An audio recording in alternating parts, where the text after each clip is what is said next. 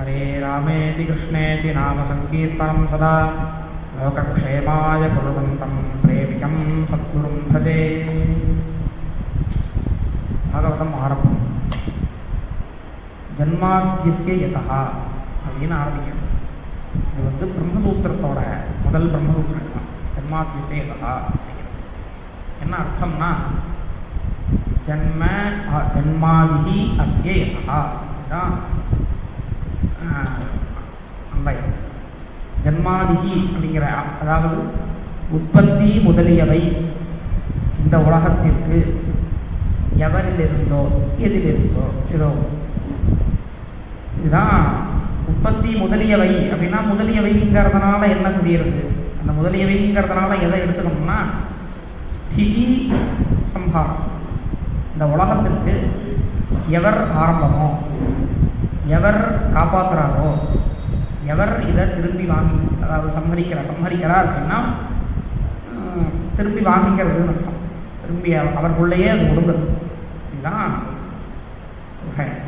ஜன்மாதி அப்படின்னா ஜென்ம ஸ்திதி பந்தங்கள் அப்படின்னு வேதாந்த பரிபாகையில் சொல்கிறது. அந்த சாஸ்திரிய டேம் ஜன்மஸ்திதி பங்கங்கள் இந்த லோகத்திற்கு எவரிடம் இருக்கோ அவரை தியானம் பண்ணுறோன்னு பின்னாடி அன்பயம். இப்போ இந்த விஷயம் வேத விஷயம். யதோவா இமானி பூதானி ஜாயந்தே ஏன ஜாதானி ஜீவந்தி எப்பயன் விபிதம் விஷயம். எவரிடமிருந்து இந்த உலகம் உற்பத்தியாகிறதோ. இப்போ இந்த உற்பத்தி அப்படிங்கிறது விஷயம், இந்த விஷயத்தில் ஒரு கிளாரிட்டி வேணும். இது வந்து பாக்கி மதங்கள் மாதிரி சனாதன தர்மத்தில் உற்பத்தி அப்படின்னா பொதுவாக நம்ம மனசில் என்ன தோணும்னா, ஏதோ புதுசான ஒரு வஸ்து உற்பத்தியாகிறது. இப்போ வந்து இந்த மைக்குன்னு எடுத்துக்கோங்களேன். இந்த மைக்கு இப்போ தான் உற்பத்தியாகிறது. இதுக்கு முன்னாடி இந்த மைக்கு இல்லை. இப்படி இதுதானே உற்பத்திங்கிறதுக்கு நம்ம மனசில் ஆகிறது, அதாவது உருவாகிறது அப்படிங்கிறதுக்கு இதுதானே ஆகிறது. ஆனால் சனாதன தர்மத்தை பொறுத்த வரைக்கும் லோகத்துக்கு இது மாதிரி உற்பத்தி கிடையாது. லோகம் இப்போ தான் உற்பத்தியாச்சு அப்படிங்கிறது இல்லை. அதாவது இதுக்கு முன்னாடி உலகம் கிடையாதுங்கிறது கிடையாது. அதுக்கு வேதத்தில் என்ன பிரமாணம்னா, சிருஷ்டியை சொல்கிற பிரகரணத்தில் யதாபூர்வம் அகல்பயது அப்படின்னு வாக்கியம், வேத வாக்கியம், மந்திர வாக்கியம்.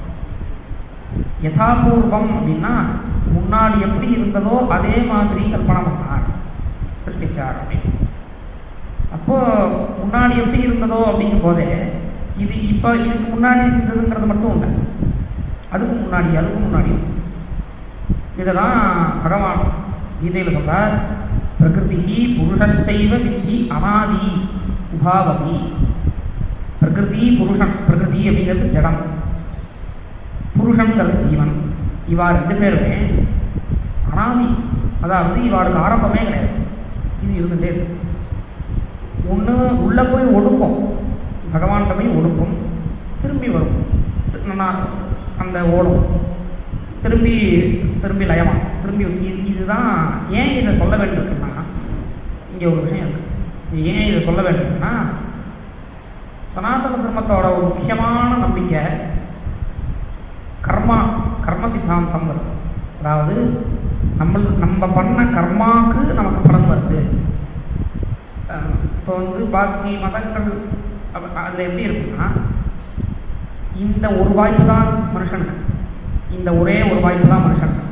இந்த வாய்ப்பில் இவன் என்ன பண்ணணுமோ அதை பண்ணிட்டால் அவனுக்கு மோட்சம் கிடைக்கும். மோட்சங்கிறது சொர்க்கம், ஹெவன் தான். அது வந்து எட்டர்னல் ஹெவன், அது வந்து ஒரு நிரந்தரமான சொர்க்கம். அதே மாதிரி இந்த இதில் அவன் என்ன பண்ணணுமோ அதை பண்ணலைன்னா எட்டர்னல் நரகம், அவனுக்கு வந்து நரகம் தான் அப்படிங்கிறது தான் பாக்கிய மதங்கள். ஆனால் சனாதன தர்மத்தில் அப்படி கிடையாது. சனாதன தர்மத்தில் வாய்ப்பு இருந்துகிட்டே இருக்கும். எப்பொழுதுமே அவனுக்கு திருந்தறதுக்கான வாய்ப்போ, அவனுக்கு வந்து இந்த முறை தப்பு பண்ணிட்டோம்னா அடுத்த முறை திருத்தணும் இப்படிங்கிறது சனாதன தர்மத்தில் ஒரு முக்கியமான விஷயம். கர்ம சித்தாந்தம்ங்கிறது சனாதன தர்மத்தில் இருக்கிற எல்லா பேதத்துக்கும், வேதம்னா என்ன சொல்றது, எல்லா பிரிவுக்கும் சனாதன தர்மத்தை ஆசிரியச்சுட்டு எந்தெந்த பிரிவுகள்லாம் உருவாகுதோ எல்லா பிரிவுலையுமே கர்மா, இந்த புனர்ஜென்ம கொள்கை, மறுஜென்ம கொள்கை, கர்மா இது உண்டு. இந்த இப்போ எதுக்கு இந்த கர்ம சித்தாந்தத்தை சொல்லணும்னா, இந்த கர்ம சித்தாந்தம் இருக்கணும்னா அதுக்கு இந்த உலகத்துக்கு இப்போ தான் ஆரம்பம் அப்படின்னா, இந்த உலகத்துக்கு இப்போ தான் ஆரம்பம்னா, இப்போ இந்த உலகத்தில் இருக்கிற ஜனங்கள் இருக்காளே, ஜீவன்கள் இருக்காளே, இந்த ஜீவன்கள் இப்படி பிறக்கிறதுக்கோ இப்படி கஷ்டப்படுறதுக்கோ என்ன காரணம் அப்படின்னு கேள்வி வரும். அப்போ எதுக்காக கஷ்டப்படணும் அப்படிங்கிற கேள்விக்கு பதிலே கிடைக்காது. கர்ம சித்தாந்தம் கொடுக்குற பதில் அளவுக்கு எந்த சித்தாந்தமுமே கஷ்டம் ஏன் வருது, சுகம் ஏன் வருதுங்கிறதுக்கு கிளாரிட்டியான ஒரு எப்படி சொல்கிறது, சமாதானப்படுத்துகிற ஒரு பதில் எந்த சித்தாந்தமுமே கொடுக்கல. எந்த ஒரு கர்ம சித்தாந்தம் மாதிரி கிடையாது. வேறு எந்த சித்தாந்தம், நான் பண்ணுறேன் தப்பு, எனக்கு கெட்டது நடக்குது, நான் நல்லது பண்ணுறேன், எனக்கு நல்லது நடக்குது. அந்த கெட்டது நல்லதுமே, கெட்டது அப்படிங்கிறது சனாதன தர்மத்தை பொறுத்த வரைக்கும், முக்கியமாக வேதத்தை பொறுத்த வரைக்கும், அடுத்தவாளுக்கு ஹிம்சை பண்ணுறது, அடுத்தவாளுக்கு ஹிம்சை பண்ணுறது, பொய் சொல்கிறது, திருடுறது, இது மாதிரியான கெட்ட விஷயங்கள், அடுத்தவாளை முக்கியமாக அடுத்தவாளை கஷ்டப்படுத்துறது, நம்மளை கெடுத்துக்கிறது, நம்மளை இது மாதிரி நல்ல காரியங்கள்லாம் பண்ணாமல், நல்ல காரியங்கள்லாம் அடுத்தவாளுக்கு உதவி பண்ணாமல், அல்லது இது மாதிரி எப்படி சொல்கிறது அடிக்ஷன், இது மாதிரியான விஷயங்கள், இதில் நம்ம போட்டு கஷ்டப்படுத்திக்கிறது, நம்மளை கஷ்டப்படுத்துறது, அடுத்தவனை கஷ்டப்படுத்துறது, இது மாதிரியான விஷயங்கள் தான் கெட்டது நல்லதுங்கிறது. அது தவிர நல்ல விஷயங்கள், கோவில் போனால் நல்லது, மத வழிபாடு பண்ணால் நல்லதுங்கிறது உண்டு, அதை பற்றி இல்லை. ஆனால் முக்கியமாக நம்ம ஒரு சனாதனி, ஒரு ஹிந்து எதை கெட்டதுன்னு பார்ப்போம்னா, அடுத்தவாளுக்கு கெட்டது பண்ணுறது தான் கெட்டதுன்னு பார்ப்போம். நல்லதுன்னு எதை பார்ப்போம்னா உபகாரம் பண்ணுறது தான் பார்ப்போம். இதுதான் ஒரு ஸ்லோகம். ரொம்ப சுருக்கமாக சொல்கிறதுன்னு சொல்லிட்டு அந்த ஸ்லோகத்திலே வரும் என்ன சனாதன தர்மத்தோட சாரம் என்ன அப்படின்னா, இதுதான் பரோபகாரா புண்ணியாய பாபாய பரபீடனம் இப்படிங்கிறது தான் சாரம், கர்ம சித்தாந்தத்தோட சாரம். இந்த விஷயம் ஒத்து வரணும்னா இந்த உலகத்துக்கு இப்போ தான் முதல்ல ஆரம்பங்கிறது சொல்லக்கூடாது. அப்போ எப்படி சொல்லணும்னா, உலகம் வந்துட்டே இருக்கு அப்படிங்கிறத சொல்லியாங்க. இன்னொன்று, வேதத்தில் சிருஷ்டியை பற்றி சொல்கிற இடம் ஒரு மந்திரம் ஒன்று இருக்குது. அந்த இடத்துல என்ன வருதுன்னா, புருஷன் விஸ்தாரப்படுத்தினார் உலகத்தை அப்படின்னு வருது. சிருஷ்டி பண்ணார் அப்படின்னா புதுசாக அப்படியே கையை அப்படியே காமிச்சுனா உடனே எல்லாமே சிருஷ்டி ஆகிடுது அப்படிங்கிற மாதிரி வரல. விஸ்தாரப்படுத்தினார் அப்படின்னா என்னென்னா, எல்லாம் ஒடுங்கி கிடக்கு இல்லையா, தனக்குள்ளே எல்லாம் ஒடுங்கி கிடக்கு. அந்த ஒடுங்கி கிடக்கிறத நன்னா அதை இது பண்ணார், விஸ்தாரப்படுத்தி அதில் ஜீவன்கள், பிரகிருதி, ஜீவன்கள், அது அவளுடைய கர்மாக்கள் அப்படிங்கிறதெல்லாம் கொடுத்து விஸ்தாரப்படுத்தினார் இப்படின்னு சிருஷ்டியை பற்றி சொல்கிற இடத்துல வேதத்தில் வர விஷயம் விதேனே அப்படின்னு வரும். அப்படிங்கிறதுனால ஜன்மாத்தியசேதா அப்படிங்கிறது இது இந்த உலகத்தை இப்போ தான் சிருஷ்டி பண்ணார், இப்போ அதை புதுசாக அப்படியே உற்பத்தி பண்ணார், அதை அப்படியே காப்பாற்றுறார், அதை உடனே அழிச்சு தள்ளிடுவார் அப்படிங்கிறது கிடையாது. அது சிருஷ்டி அப்படிங்கிறது இந்த உலகத்தை இப்போ விஸ்தாரப்படுத்திருக்கு. இப்போ நல்லா எல்லா அந்த இதுவும் நல்லா நடக்கிறது. திரும்பி என்ன பண்ணுவார், எல்லாத்தையும் ஒடுக்கின்றுவார், பயப்படுத்திடுவார், தனக்குள்ளேயே பயப்படுத்திடுவார். திரும்பி அதை விஸ்தாரப்படுத்தும் போது காப்பாற்றுவார். தன்னை ஒரு என்ன சொல்றது, இந்த இவ்வளவு ஆபத்துகள் வராமல், அதாவது ஆபத்து வருது அப்படிங்கிறாலே சௌக்கியமாக தான் இருக்கும், ஒன்றும் கஷ்டம்லாம் வரல. கஷ்டம் வருது, அது வரவே இல்லைன்னு சொல்லணும். ஆனால் வர கஷ்டம் குறைச்சிடலாம். இத்தனை நேரத்துக்கு விட்டுருந்தாருன்னா என்ன இருக்கும், அப்படியே எப்படியா போங்கடா அப்படின்னு விட்டுருந்தா போயிருக்கும். இந்த விஷயம் இன்னொன்று ஸ்திதிங்கிறதையும் வேதம் இது பண்ணுறது. ஸ்திதி அப்படின்னா காப்பாற்றுறது இல்லையா. அதோ தர்மாணி தாரையன் அப்படின்னு வருது. தர்மாணி தாரையன் அப்படின்னா என்னென்னா, தர்மம் அப்படிங்கிறது பொதுவாக இந்த இடத்துல இந்த ஒரு ஆர்டர், இதுதான் ஆத்தியாத்மிகமாக அர்த்தம் சொல்கிறவா இதை முக்கியமாக எடுக்கிறாங்க இந்த விஷயத்தை. எதற்கு தர்மாணி, தர்மம் அப்படிங்கிறதுக்கு இந்த பிரகிருத்தியில் இருக்கிற ஒரு ஆர்டர், காத்தால சூரியன் உதிக்கிறது, ராத்திரி மலையிறது, காற்று அடிக்கிறது, அது மாதிரி ஒரு ஆர்டர் இருக்கு இல்லையா. இந்த ஆர்டரை தரிக்கிறார் பகவான். ஆர்டரை தரிக்கிறார். அதுதான் ததோ தர்மானி தாரயன். இதுதான் ஸ்திதி. ஸ்திதி அப்படிங்கிறது அந்த ஆர்டர் கரெக்டாக போகிறது. பிரகிருதியோட ஆர்டர் மாதிரி ஒரு எக்ஸாக்டான ஆர்டர் நினச்சி பார்க்கவே முடியாது.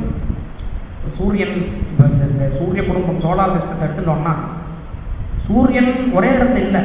பொதுவாக சொல்லுவாள் சயின்ஸில் இதெல்லாம் இந்து மதத்தில் சூரியன் இது வருது, சுற்றுறதுன்னு வருது, அதெல்லாம் கிடையாது அப்படின்னு சொல்லுவாள். ஆனால் இப்போ கண்டுபிடிச்சிருக்கான் சூரியன் சுத்தலை. சூரியன் சுத்தலை. எப்படி சுற்றுறாருன்னா இத்தனை கிரகங்களையும் இத்தனை சுற்றி இருக்கிற அந்த எல்லாத்தையும் தன்னோட ஆகர்ஷண சக்தியால் அந்தந்த இடத்துல நிறுத்தி வச்சுட்டு சுத்தர அந்த இதை கண்டுபிடிச்சிருக்காங்க. இந்த சயின்டிஃபிக் டிஸ்கவரி கண்டுபிடிச்சிருக்காங்க. சூரியன் சுத்துறது. அதனால அப்படிப்பட்ட ஆர்டர் அந்த சூரியனோட ஆகர்ஷண சக்தியால் இத்தனை கிரகங்கள் அந்தந்த இடத்துல கரெக்டாக நின்று அப்படியே போடும். இது மாதிரி ஒரு ஆண்டமா இன்னும் எத்தனை ஆண்டமோ அதெல்லாம் மேலே போயிட்டு இருக்கு.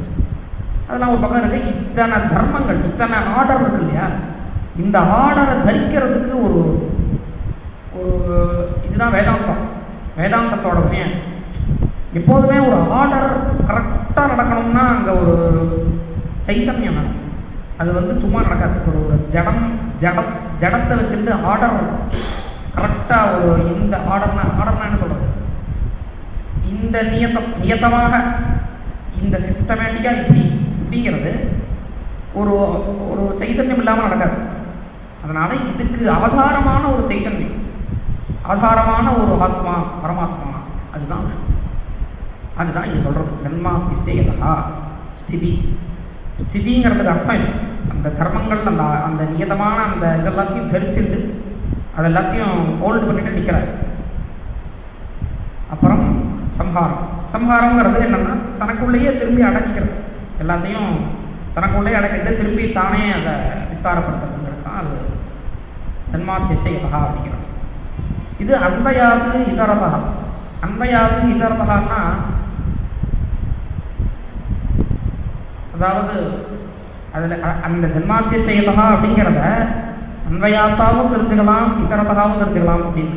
அதாவது எப்படின்னா ஆத்மா கிட்டேருந்து மாயைக்கிட்டேருந்து ஆகாசம் அப்படிங்கிற மாதிரி அது சிருஷ்டி கிரமத்துலேருந்து தெரிஞ்சுக்கலாம், சம்ஹார கிரமத்துலேருந்து தெரிஞ்சுக்கலாம். அது எப்படி ஒவ்வொன்றா போய் அது பெரிய விஷயம், ரொம்ப பெரிய விஷயம். அது விதிரேகதா. இதரதான்னா விதிரேகதா. அதாவது ஒடுங்கிறது இத்தனை விஷயங்களும் ஒன்றொன்னா போய் ஒடுங்கும்.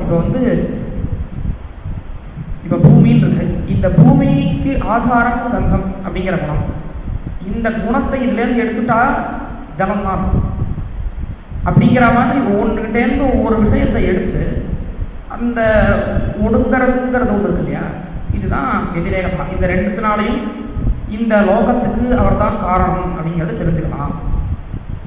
அர்த்தேஸ்வபிஞா, யார் யாருக்கு எந்த கர்மபலனை கொடுக்கணும் அப்படிங்கிறத தெரிஞ்சுட்டு இருக்கிறது. அது வெறும்னா உலகத்தை தர்மானி தாரைங்கிறதோட மட்டும் இல்லாமல் அது உலகத்தை காப்பாற்றுறதுக்காக இருக்குது. அர்த்தேஸ்வபிஞா அப்படின்னா அவாவாளோட கர்மபலம் ஒருத்தரோட கர்மபலனையும் கொடுக்குறது பகவான் தான். கர்மபலன் இல்லாமல் இவ்வளவு விஷயங்கள் நடக்காது. இத்தனை கர்மபலனையும் பகவான் தான் கொடுக்குறாரு. அதனால அர்த்தேஸ்வபிஞா ஸ்வராட். ஸ்வராட் அப்படின்னா இந்த உலகத்துக்கு ராஜா. தேனே பிரம்ம ஹிருதாய ஆதிகவையே. ரிஷிகளுக்கு வேதத்தை பகவான் தான் கொடுத்தார் அப்படின்னு ஒரு விஷயம். அது சாஸ்திரயோனித்வா அப்படின்னு ஒரு சூத்திரம். அந்த சூத்திரத்தில் பகவான் சங்கர பாஷ்யத்தை சொல்கிறார், இந்த சாஸ்திரம் ருக்வேதாதி சாஸ்திரம் பகவான்கிட்டேருந்து தான் வந்தது அப்படிங்கிறார். பகவான்கிட்டேருந்து தான் வந்ததுங்கிறார். இந்த பகவான்கிட்டேருந்து வந்ததுன்னு சொல்கிறது இதில் ஒரு தாற்பயம் இருக்கிறதா எனக்கு தோன்றது. இதில் ஒரு விஷயம் இருக்குது. வேதத்தோட திருஷ்டியிலேருந்து இந்த விஷயத்தை பார்க்கணும். வேதத்திலேயே ஒரு இடத்துல சில இடங்கள்லாம் வேதம் பகவான்கிட்டேருந்து தான் வந்தது அப்படின்னு சில இடங்கள்ல ருச்சோ அக்ஷரே பரமே வியோமன்னு முதலிய இடங்கள்ல வேதம் பகவான்கிட்டேருந்து வந்தது அப்படின்னு பகவான்கிட்டேருந்து வந்ததுன்னு சொல்ல முடியாது. எக்ஸாக்டாக பகவான்கிட்டேருந்து தான் வந்தது அப்படின்னா சில பிரச்சனைகள் வரும். இப்போ வந்து அக்னியிலே அப்படின்னு அக்னியை நான் ஸ்தோத்திரம் பண்ணுறேன் அப்படின்னு பகவான் சொல்லுவாரா அப்படிங்கிற கேள்வி இருக்கு. இதுக்கு வேதத்தோட திருஷ்டியிலேருந்து என்ன பதில்னா, துருவஸ்துதியில் ஒரு விஷயம் சொல்கிறான், நான் பண்ற ஸ்தோத்திரத்துக்கு காரணம் நீதான் அப்படிங்கிறான். யா அந்த பிரவிஷ்ய மமவாச்சமாம் பிரசுத்தாம் சஞ்சீவயதி அப்படின்னு சொல்றான். என்னுடைய வாக்கை பிரேரணை பண்றது பகவான் தான், என்னுடைய மனசுக்குள்ள பூந்து என்னுடைய வாக்கை பிரேரணை பண்றது பகவான் தான் ஒரு பாவத்துல துருவன் சொல்றான். பார்த்தீங்களா, இந்த பாவம் தான் வேதத்துக்கு இருக்குமோன்னு எனக்கு தோணும் இந்த விஷயம். ஏன்னா இதுக்கு பிரமாணம் இருக்கு, ஒரு மந்திரத்துல பிரமாணம் இருக்கு. இந்த ஸ்தோத்திரம் பகவானுக்கு பண்ற ஸ்தோத்திரம் பகவான்கிட்டேருந்தே எடுத்துட்டார் ஒரு விஷயம், அதை பகவானுக்கு பண்ணார், அந்த ஸ்தோத்திரத்தை பண்ணாருன்னு ஒரு மந்திரம் இருக்கு. அதனால பகவான் இந்த விஷயம் துருவஸ்துதியோட மேட்ச் ஆகிறதுன்னு தோணும். அதாவது பகவான்கிட்டேருந்து தான் அந்த வேதம் வந்தது அப்படிங்கிறது. தேனே பிரம்ம ஹிருதா ஆதிகவையே அப்படின்னு முஹ்யந்திய சூரையா, அப்படிப்பட்ட அந்த வேதத்தோட அர்த்தத்தை நிர்ணயம் பண்றதுல பெரிய பெரிய எந்த பெரிய பண்டிதாலாம் மோகிச்சு போயிடுவாளோ அப்படிப்பட்ட வேதத்தை ரிஷிகளுக்கு பிரேரணை பண்ணார். சூரையா தேஜோ பாரி மிருதாம் யதா வினிமயா எத்திர த்ரிசர்கா முஷா. இந்த பகவானை நம்ம ரியலைஸ் பண்ணிட்டோம்னா, பகவான்கிறது ஆத்மா, பகவான் அப்படிங்கிறது சைத்தன்யம். அந்த சைத்தன்யத்தை நம்ம ரியலைஸ் பண்ணிட்டோம்னா இத்தனை விஷயங்களுமே நமக்கு வந்து பொய்யா தான் தெரியும். இத்தனை விஷயங்கள் பொய்யா தெரியும்னா எப்படி சொல்றது, இதெல்லாமே ஒரு ரொம்ப சாதாரணமாக இருக்கும் நமக்கு. எந்த ஒரு பெரிய யோகத்தில் வந்து பெரிய லெவலுக்கு போனாலோ அல்லது வேதாந்தத்திலேயோ பக்தியிலேயே ஒரு பெரிய ஒரு லெவலுக்கு போயிட்டாலே நமக்கு அந்த ஒரு விஷயம் அவளுக்கு எக்ஸ்பீரியன்ஸ் பண்ண முடியும். என்னன்னா, சாதாரணமாக ஒருத்தன் ஒரு விஷயத்துக்கு எப்படி ரியாக்ட் பண்ணுவானோ அது மாதிரி ரியாக்ட் பண்ண மாட்டான் ஞானி. அவளுக்கு வழி உண்டு. ராமகிருஷ்ண பரமஹம்சருக்கு வழி உண்டு, ரமணருக்கு வழி உண்டு. அவள் வந்து வலி உண்டு அவளுக்கு. ராமகிருஷ்ணர் அப்படியே வலியில் துடிப்பார், அதெல்லாம் உண்டு, அதெல்லாம் அப்படியே காணாமல் போயிடாது, வலி உண்டு. ஆனால் அந்த வலிக்கு ஒருத்தன் சாதாரணமான ஒருத்தன் எப்படி ரியாக்ட் பண்ணுவானோ அது மாதிரி ராமகிருஷ்ணர் ரியாக்ட் பண்ணலை. ராமகிருஷ்ணர் எவ்வளவு அந்த ஸ்திதியிலையும் எப்படி இருந்தாருங்கிறது ராமகிருஷ்ணன் சரித்திரம் படித்தா புரியும்.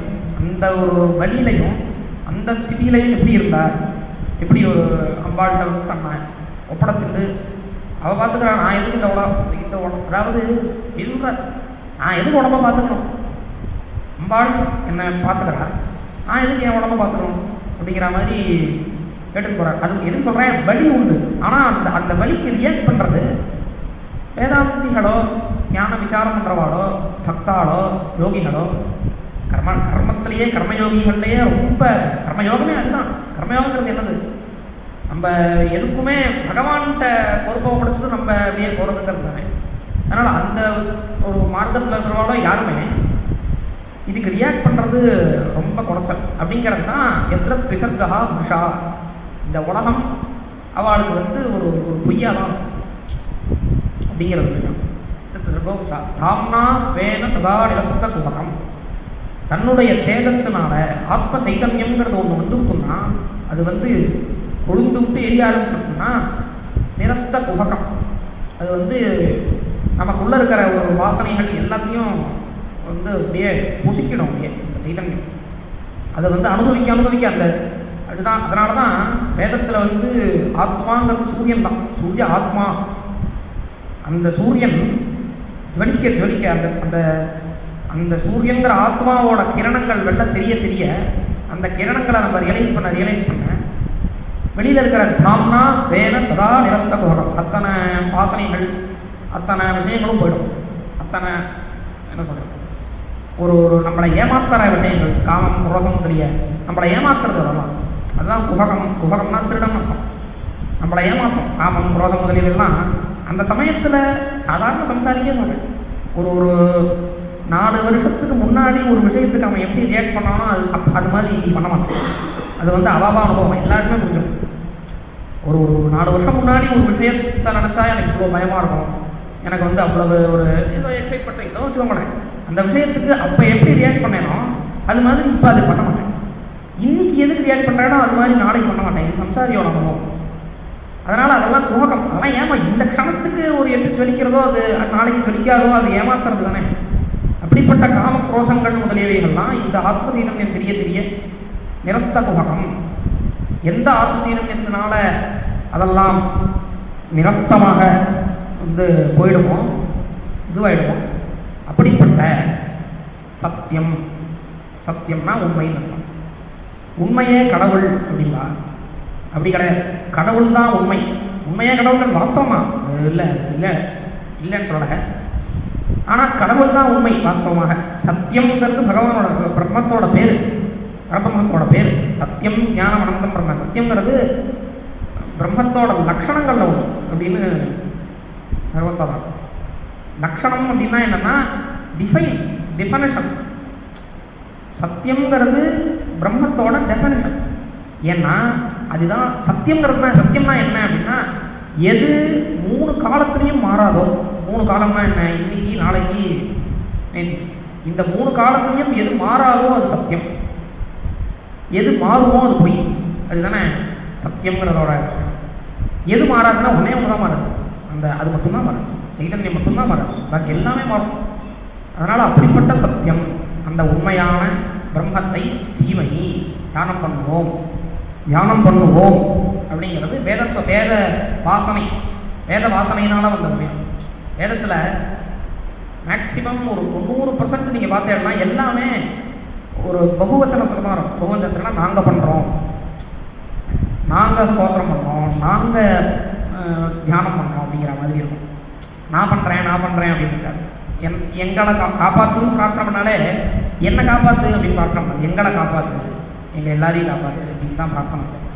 அப்படிப்பட்ட வாசனை இருக்கிறதுனால தீமை தியானம் பண்ணுவோம். இதுதான் ஜென்மாதிசியம். அப்புறம் தர்ம புரோச்சித கைத்தவா அத்த பரமஹா நிர்மத்சராணாம் சதாம். இந்த பாகவதங்கிற கிரந்தத்தில் புரோச்சித கைத்தவம் தர்மம், அதாவது கைத்தவம் அப்படின்னா இந்த இடத்துல அதாவது காமிய விஷயங்கள்லாம் இருக்கு இல்லையா, ஆசை. அதாவது இதை பண்ணினா அது கிடைக்கும், இதை பண்ணினா அது கிடைக்குங்கிற அந்த விஷயங்கள், அதெல்லாம் தான் கைத்தவம். அதெல்லாம் தான் ஒரு ரொம்ப ஏமாத்துற விஷயங்கள். அதாவது நம்ம பகவானை ஏமாத்துறோம். என்ன ஒரு என்ன சொல்கிறது, இது பண்ணிட்டா ஒரு எதை சொல்கிறது, இப்போ கோவிலில் போய் ஒரு 10 பிரதட்சணம் பண்ணிட்டா, கோவிலில் போய் ஒரு 10 பிரதட்சணம் பண்ணிட்டா நீ இதை எனக்கு கொடுத்துருவேன் அப்படின்னு ஒரு விஷயம். அது அவர் அப்படிலாம் கொடுக்க வேண்டிய அவசியம் இல்லை. நீ இந்த 10 பிரதட்சணம் பண்ணி ஒன்றும் அவரை கட்டுப்படுத்திட முடியாது. அவர் சர்வசுதந்திரம். அவர் நீ இந்த விஷயம் பண்ணினா அவர் இதை பண்ணுவார் அப்படிங்கிறது இல்லை. அவர்கிட்ட பிரார்த்தனை பண்ணலாம், எனக்கு இதை கொடு அப்படின்னு பிரார்த்தனை பண்ணுறது தப்பே இல்லை. அது உரிமை, அதில் விஷயம் இல்லை. ஆனால் இதை பண்ணி நான் அதை அவர்கிட்ட எனக்கு இது பண்ணுவேன், ஒரு வியாபாரம் மாதிரி, இதை கொடுத்து நான் அதை வாங்கிப்பேன், அப்படிங்கிறது ஒரு சாரசம் இல்லாத விஷயம். அதுதான் கைத்தவம், தர்ம புரோச்சித கைத்தவா. அப்படிப்பட்ட இந்த கிரந்தத்தில் இந்த பாகவதங்கிற கிரந்தத்தில் தர்மஹா புரோச்சித கைத்தவா. தர்மம் அப்படின்னா ஸ்வபாவம் அப்படின்னு அர்த்தம், இயல் அப்படின்னு அர்த்தம். யாரோட இயல்னா நிர்மத்சராணாம் சதாம். யார் மேலேயும் பொறாமை இல்லாதவர்களோ அப்படிப்பட்ட சாதுக்களோட தர்மம் இயல். எப்படிப்பட்ட இயல்? புரோச்சித கைத்தவமான இந்த ஒரு காமியமதி இல்லாத ஒரு இயல், அது இங்கே கூறப்படுறது. தர்ம புரோச்சித கைத்தவா அத்த பிரமஹா நிர்மத்சராணாம் சதாம். வேத்யம் வாஸ்தவம் அத்திர வஸ்து சிவதம் தாபத்ரயோ மூலம். அப்படிப்பட்ட ஒரு எது தெரிஞ்சிக்க வேண்டியதோ, வேத்தியம் எது தெரிஞ்சிக்க வேண்டியதோ, வாஸ்தவம் எது உண்மையோ அதுதான் வாஸ்தவம். வாஸ்தவம்னா என்ன? இருக்கிறது அதுதான் வாஸ்தவம். அத்திர வஸ்து சிவதம், அதுதான் நன்மையை கொடுக்கக்கூடியது. சிவதம் தாபத்ரயோ மூலம். 3 விதமான தாபங்கள், ஆதி பௌதிகமாகவும் ஆதி தெய்வீகமாகவும் ஆத்தியாத்மிகமாகவும் உள்ள 3 தாபங்களையும் எது உன்மூலனம் பண்ணுவோம். அப்படிப்பட்ட ஒரு விஷயம் இங்கே தெரிவிக்கப்படுது. இந்த பாகவதங்கிற கிரந்தம் அதை பிரதிபாதனம் பண்ணுறது. அதாவது தர்மத்தையும் பிரதிபாதனம் பண்ணுறது, தர்மியையும் பிரதிபாதனம் பண்ணுறது. அதாவது தர்மத்தையும் பிரதிபாதனம் பண்ணுறது, பிரம்மத்தையும் பிரதிபாதனம் பண்ணுறது அப்படிங்கிறது விஷயம். ஸ்ரீமத் பாகவதே மகாமுனிகிருதே கிம்பா பரையரீஸ்வரா. இந்த பாகவதங்கிற கிரந்தம் ஒருத்தன் உள்ளபடி தெரிஞ்சுட்டான்னா அவனுக்கு வேற எந்த கிரந்தமுமே வேண்டாம். இந்த ஒரு கிரந்தமுமே, இந்த கிரந்தமே போகும். இது பாகவதத்துக்குன்னு மட்டும் இல்லை, பொதுவாகவே எல்லா கிரந்தமுமே அப்படிதான். இந்த பாகவதங்கிறது அவசியம், அதில் ஒன்றும் சந்தேகம் இல்லை. பாகவதங்கிறது ஒருத்தனுக்கு போகும், அதில் ஒன்றும் விஷயம் இல்லை. ஆனால் நான் என்ன சொல்கிறேன், எந்த கிரந்தமுமே இந்த கிரந்தம் தான் எனக்கு லட்சியம் அப்படின்னு ஒருத்தன் உட்காந்துட்டான்னா அவனை எல்லா கிரந்தமும் அவனுக்கு தெரியணுங்கிற அவசியம் இல்லை. ஒருத்தன் எனக்கு கீதை தான் அப்படின்னு உட்காந்துட்டான்னா எனக்கு கீதை பொறுப்பார் அப்படின்னு அவன் உட்காந்துட்டான்னா அவன் அதுலேயே உட்காந்துக்கலாம். ஜென்மா ஃபுல்லாக அதில் போகலாம். கீதைங்கிற ஒரு கிரந்தத்திலேயே ஜென்மா ஃபுல்லாக போகலாம். அது மாதிரி கிரந்தங்கள், அது மாதிரி ஆத்தியாத்மிக விஷயமான கிரந்தங்கள், ஒரு கிரந்தத்தை எடுத்துட்டு அந்த கிரந்தம் தான் எனக்கு லைஃப். அந்த கிரந்தத்தை திருப்பி பாராயணம் பண்ணுறதோ, இந்த கிரந்த விஷயமான மனசில் விசாரங்கள் ஓடுறதோ, அந்த கிரந்தத்திலேயே பாவனையை ஓடுறதோ, இது ஒரு முக்கியமான ஒரு ஆத்தியாத்மிக சாதனை. அப்படிப்பட்ட இந்த கிரந்தம், இந்த பாகவதம் ஒன்று. பாகவதங்கிற கிரந்தம் வந்துட்டா இந்த கிரந்தத்தை பிடிச்சுட்டா இந்த கிரந்தமே போகும், வேற எந்த கிரந்தமும் வேண்டாம்.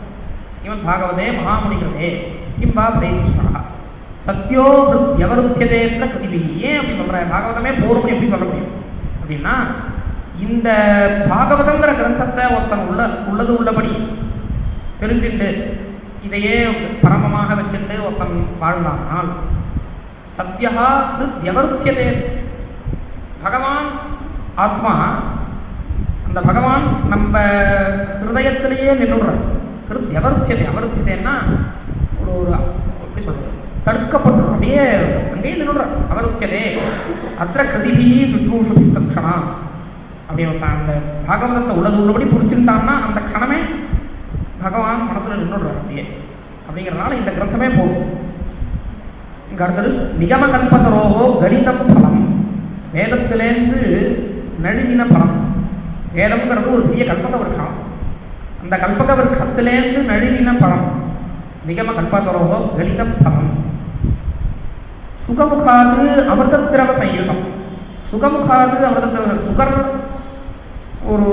சுகருங்கிற ஒரு பட்சி, சுகங்கிறது பொதுவாக கிளி. இந்த கிளி கொத்தினதுனால இந்த கிளி வாயிலேருந்து ஒரு ரசம் அதுக்கு போச்சான். அந்த ரசமும் சேர்ந்து இன்னும் அது நல்ல ஸ்வீட்டாக இருக்கு. இப்படின்னு ஒன்று இருக்கு இல்லையா.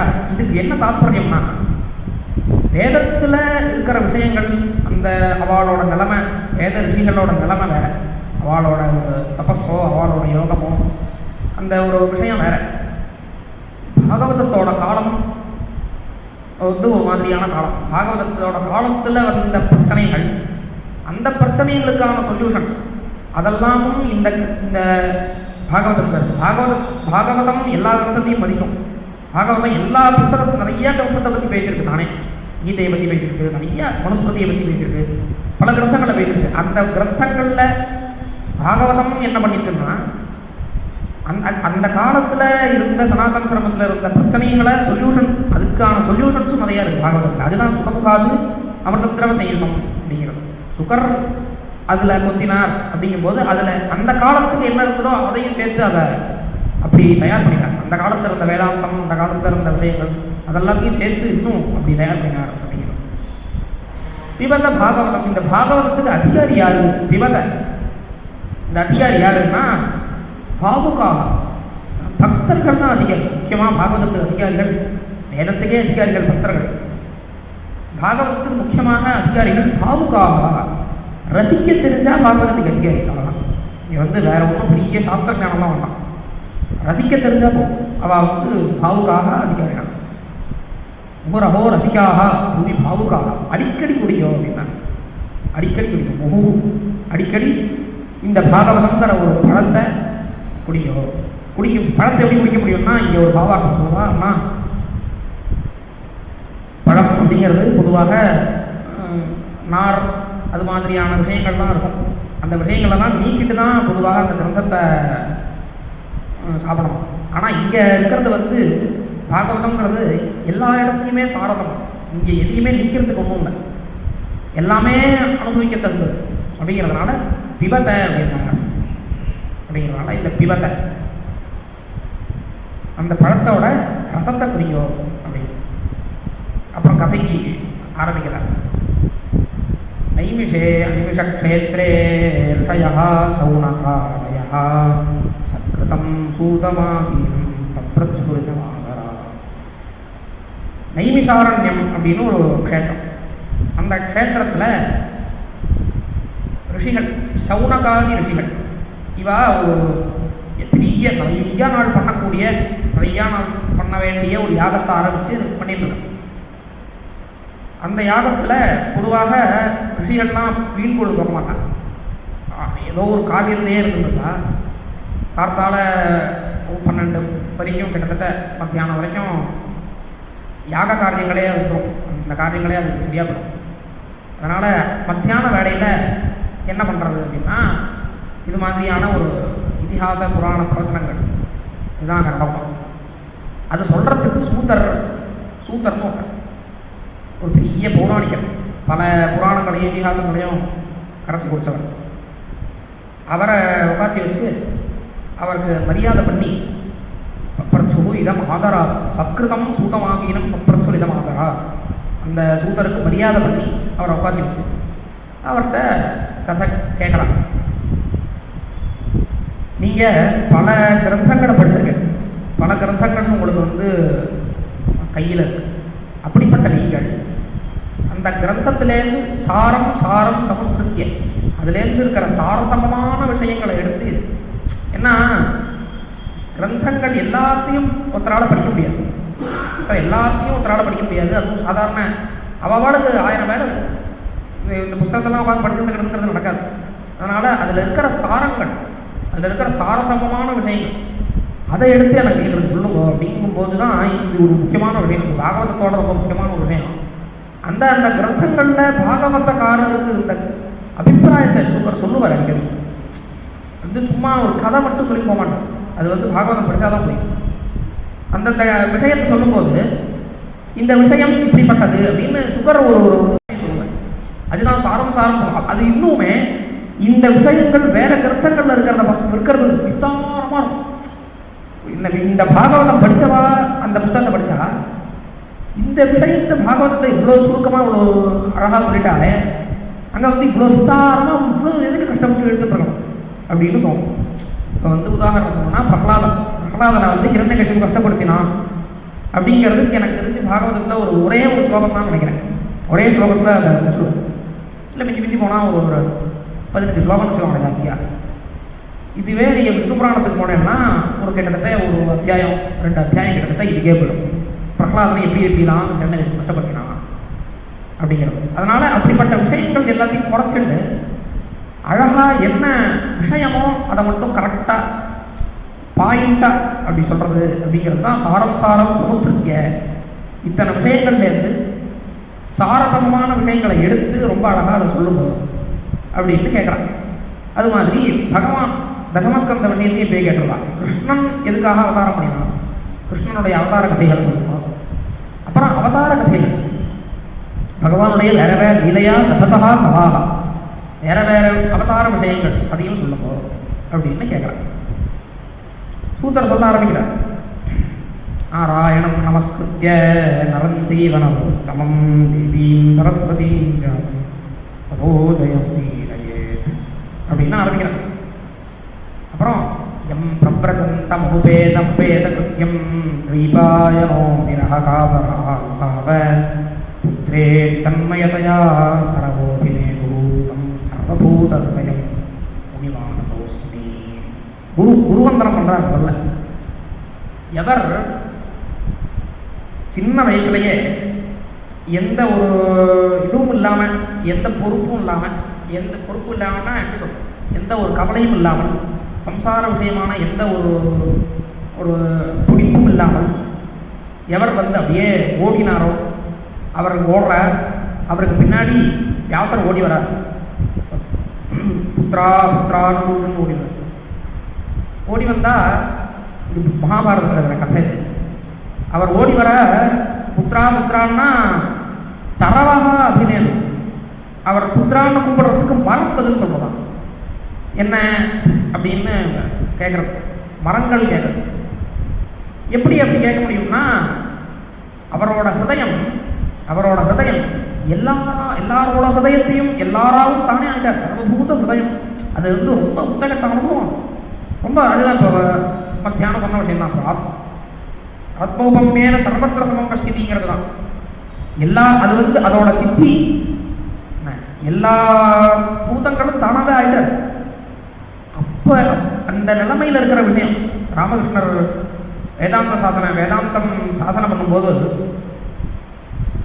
அந்த நிலைமைக்கு போயிட்டார். அந்த நிலைமையில் இருக்கும்போது ஏதோ ஒரு புல்லு மேலே ஒருத்தன் விழுந்துட்டான். அந்த விழுந்த புல்லு மேலே விழுந்தவன் அந்த புல்லுக்கு வலிச்சதை இவர் ஃபீல் பண்ணார். இது வந்து அனுபவம். இது நமக்கு சொன்னாலும் புரியாது, அந்த நிலைமைக்கு போனால்தான் புரியும். அப்படிப்பட்ட ஒரு சர்வபூத ஹிருதயம்.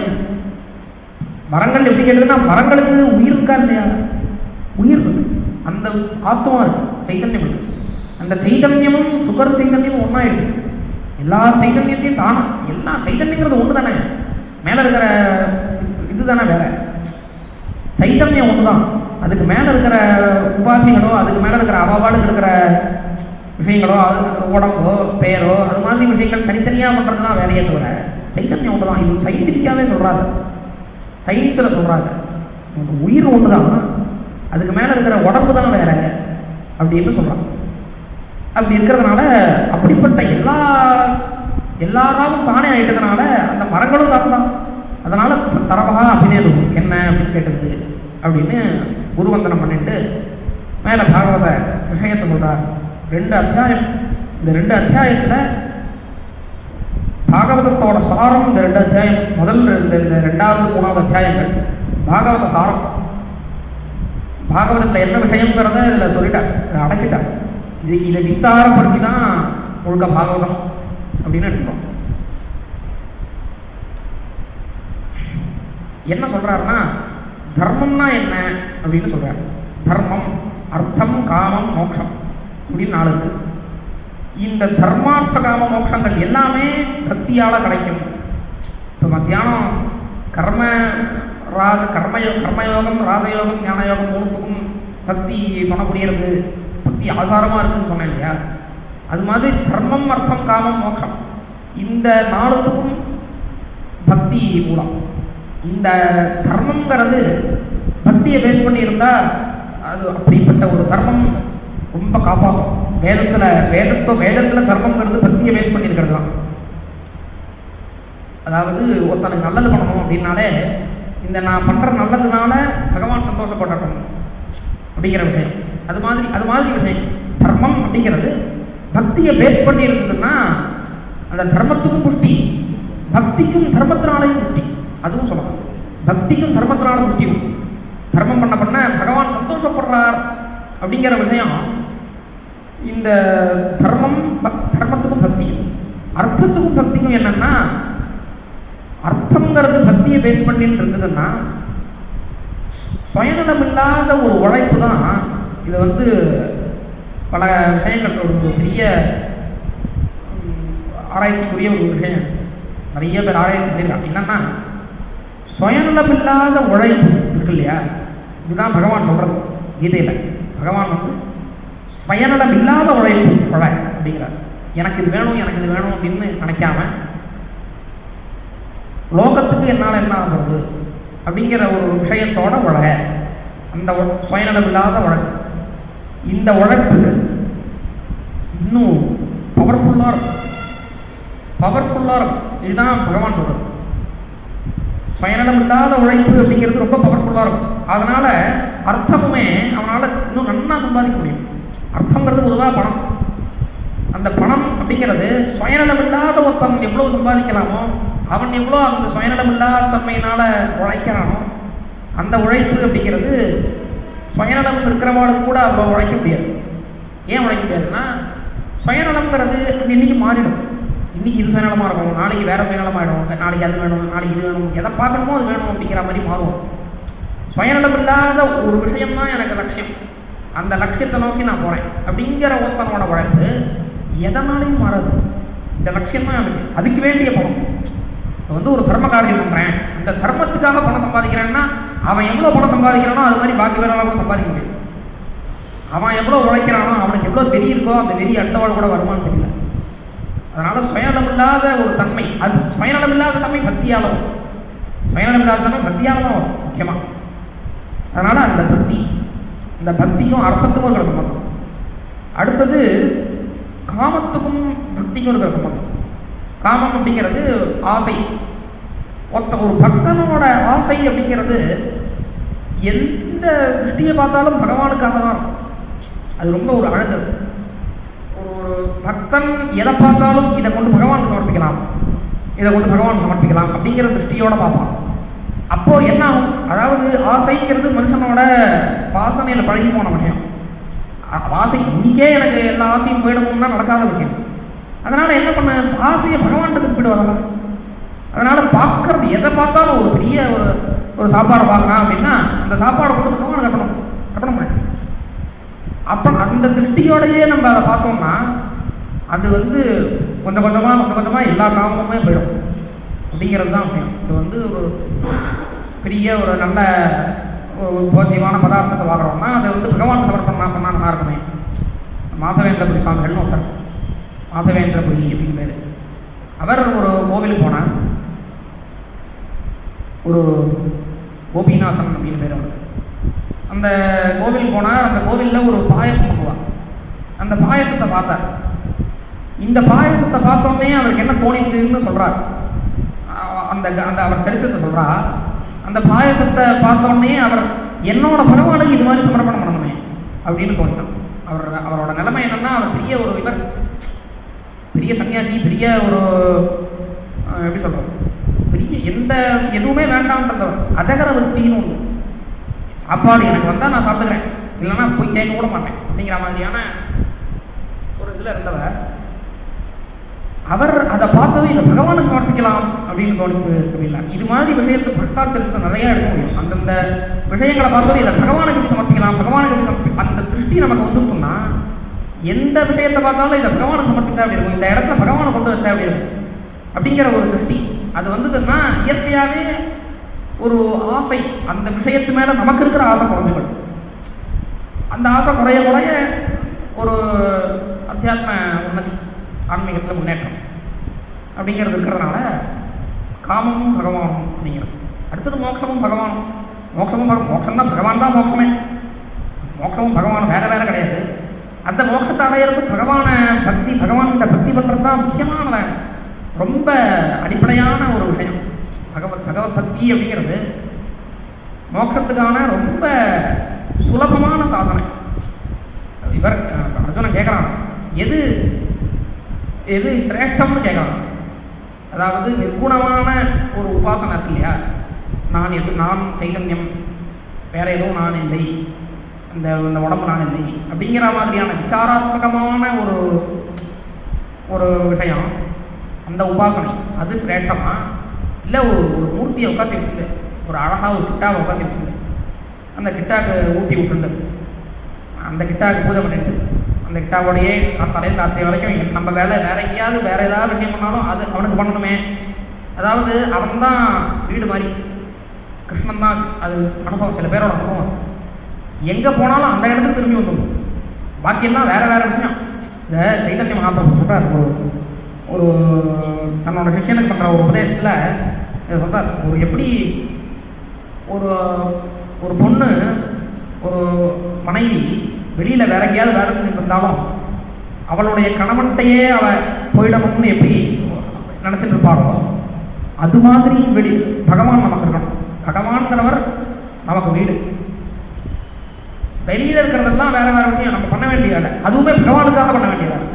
அந்த வேலையெல்லாம் பண்ணிட்டு பகவான்கிட்ட போயிடும் அப்படிங்கிறது ஒரு விஷயமா இருக்கும்போது அது உங்களுக்கு மோட்சங்கிறதுக்கும் பகவானுக்கும் இருக்கிற ஒரு சம்பந்தம்.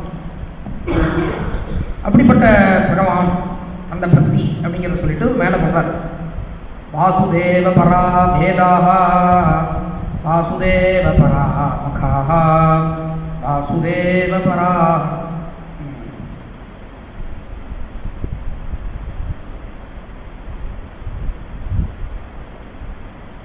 வாசுதேவ பரா யோகாः வாசுதேவ பராः கிரியாः வாசுதேவ பரம் ஞானம் வாசுதேவ பரம் தபः வாசுதேவ பரோ தர்மः வாசுதேவ பரா கதிः. வாசுதேவ பரா வேதாः. வாசுதேவ பரா வேதாகங்கிறது ரொம்ப விஸ்தாரமான ஒரு விஷயம், ரொம்ப பெரிய விஷயம். வேதம் அப்படிங்கிறது வேதத்தோட லட்சியம், அதோட வேதத்தோட முடிவுங்கிறது வாசுதேவன்.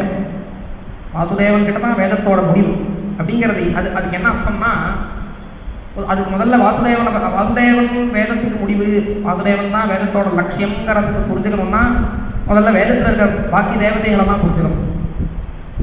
பாக்கி தேவதைகள்லாம் வேதத்தில் இருக்கிற தேவதைகள்லாம் யாருன்னு புரிஞ்சுக்கணும். வேதத்தில் இருக்கிற தேவதைகள்லாம் பொதுவாக பிரகிருதி, இது வந்து ஒரு பாகவதாதி கிரந்தங்கள்லையுமே பல கிரந்தங்கள்லையுமே பெரிய இது வந்து பிரசித்தமான விஷயம் என்னன்னா, தேவதைகள் அப்படிங்கிறவா இந்த பிரகிருதியில் இருக்கிற தத்துவங்கள் தான். பிரகிருதியில் இருக்கிற தத்துவங்கள் அக்னி அப்படின்னா டைரக்டாக பார்க்குறோம், அக்னியை நேராக பார்க்குறோம். அக்னியை அக்னி வெளியில் இருக்கிறது மட்டும் இல்லை, ஹீட் எனர்ஜி இல்லையா, அது அக்னி.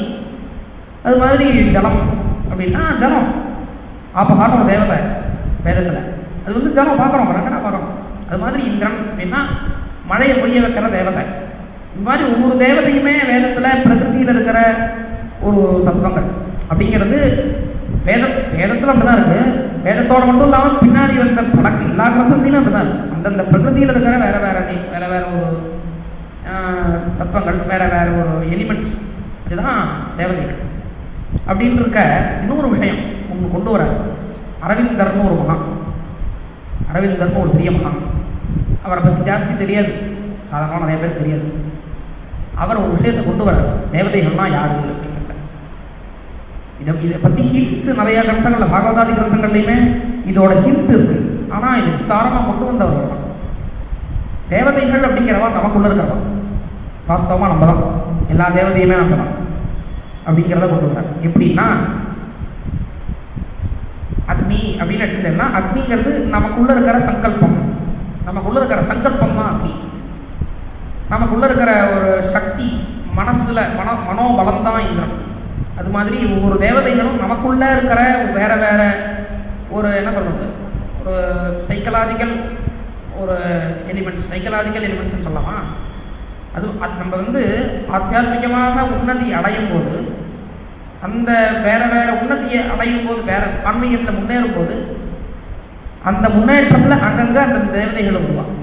அந்தந்த தேவதை அக்னியை வச்சு சங்கல்பங்கிறது அக்னி, அதாவது ஒரு இந்த விஷயம் நான் பண்ணணும் அப்படிங்கிற ஒரு பெரிய சங்கல்பம், இந்த சங்கல்பம் தான் அக்னி. இது மாதிரி ஒவ்வொரு தேவதையாக இருக்கா இல்லையா, இது மாதிரி ஒரு அந்த சாதனை பண்ண அந்த சங்கல்பம் முக்கியம். அந்த சங்கல்பத்தில் நம்ம இன்னும் சாதனையை பண்ண அந்த சங்கல்பத்தோட நம்ம இன்னும் சாதனைகள் பண்ண மேலே இன்னும் உள்ளே போய் அந்த தேவதைகள் நமக்குள்ளே இருக்கிற தேவதைகள், நமக்குள்ளே இருக்கிற சைக்கலாஜிக்கல் எலிமெண்ட்ஸ், அந்த அதாவது எப்படி சூக்ஷ்மமான இப்போ நமக்கு தெரியாது அந்த தேவதைகள் எப்படி இருக்கா அப்படிங்கிறது. அது வந்து ஆத்தியாத்மிகமான சாதனை பண்ண தான் தெரியும். அந்த சாதனை பண்ண தான் அந்த தேவதைகளை நம்ம அனுபவிக்க முடியும். இப்போ வந்து ஒரேடியாக வாசனையினால் மூடப்பட்டிருக்க நமக்கு அது இன்னைக்கு தெரியாது. ஆனால் சாதனை பண்ண அந்த தேவதைகளை அனுபவிக்க முடியும் அப்படின்னு இருக்க, இந்த தேவதைகளில் கடைசி தேவதை விஷ்ணு, கடைசி தேவதை பரமாத்மா, அவர் விஷ்ணு.